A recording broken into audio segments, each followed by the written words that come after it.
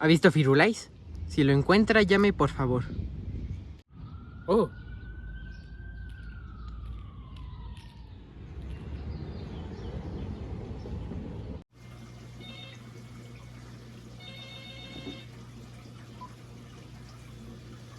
Bueno. Hola. Le tengo buenas noticias. Encontré a Firulais. ¡Ah, gracias! ¿Cree que me lo pueda dar hoy? No, porque nada más llamé para decirle que le falta la recompensa.